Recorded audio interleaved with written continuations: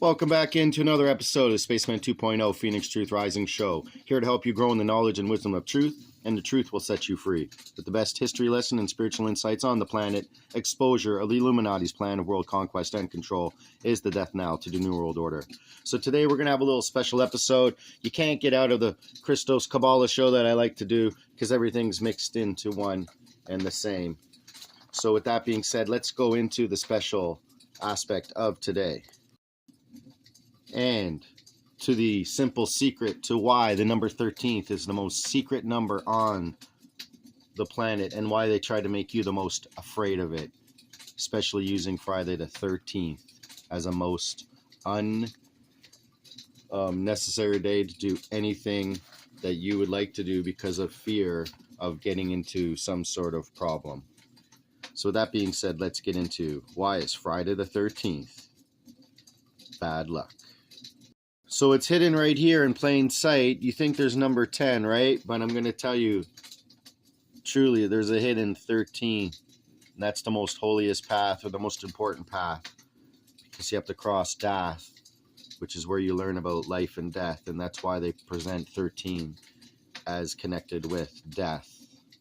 Because your ego will have to facilitate itself into the backdrop of life to allow you to enter the kingdom of heaven.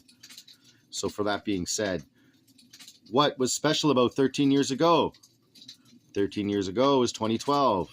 2013, 2012. What happened was the end of the world. Mayan calendar came out. But what was special about 2012? It had 3 Friday the 13ths in it. The most Friday the 13ths you can actually have in a calendar year. And they're also 13 weeks apart, which was very auspicious for that year, which made everyone jump to hoorah. The end of the world is coming. Back in 1999, we were thinking the Y2K would happen. But look what Y2K can actually be. Y is the 25th letter. 2 is for 2, and K is 1,000, 2,000, and what? 25 for Y. 2025 could be the year that the financial switch is flipped, and we're going into 2026, which has another 3 Friday the 13th in February, March, and November. So not all are 13 weeks apart. I think the first one's about 1 month apart. The next is 8 months away. March 3rd, we have a blood moon eclipse coming into effect. And what also they put in front of us, besides the law and depicted in pictorial form, is the tarot card number 13, having to do with death.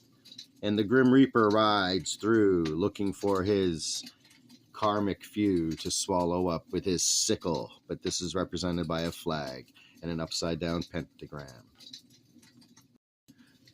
The death card is actually associated with this path here, but by number it's also associated with an aspect of having to go through an egoic death, so to speak, before you can enter into the crown or any of the 3 supernals.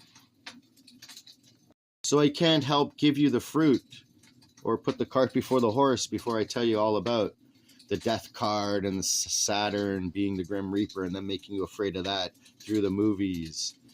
13 being the most feared number. And I'm going to give you another secret on why in the Tree of Life, which will open up your eyes even more to the greatness of the Tree of Life. So why, by who, converted 13 into superstition? Took good and made it evil. It's the sorcerer's way, is it not? The 13th tribe by Arthur Koestler described them clearly as the Khazarians, barbarians. Rape, ravage, pillage, and plunder was their way, using shamanism and sorcery behind them, backing everything they did. Just look at the movie Conan the Barbarian, and you shall see the serpent people hidden in plain sight.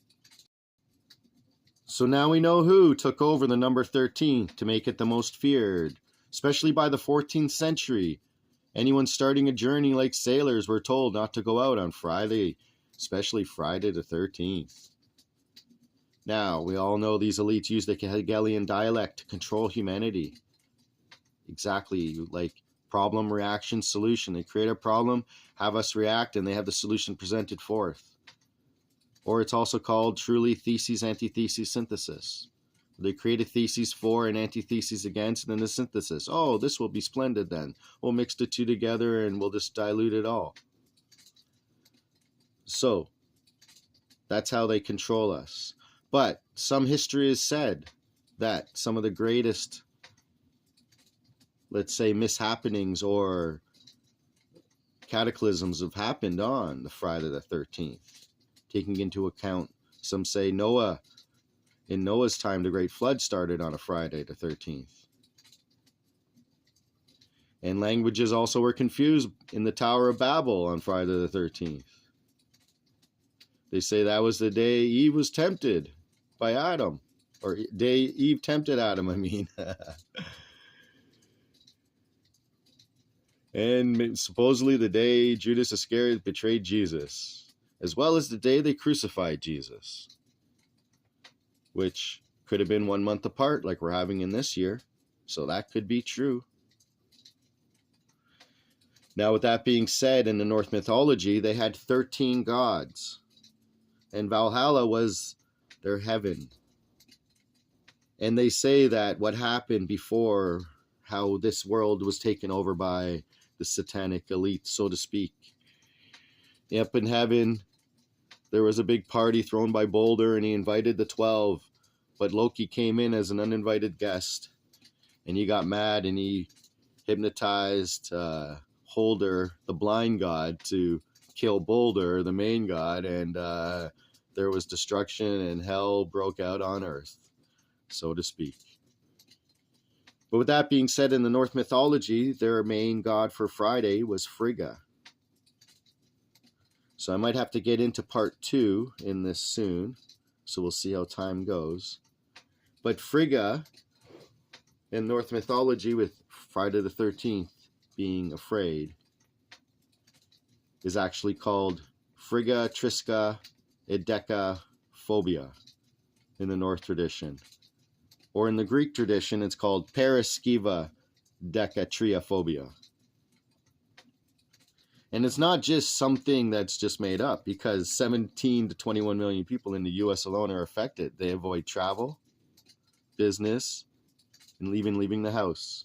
That being said, I'll get into part 2 coming up right after this. Spaceman, and I'm out. 2.0, that is.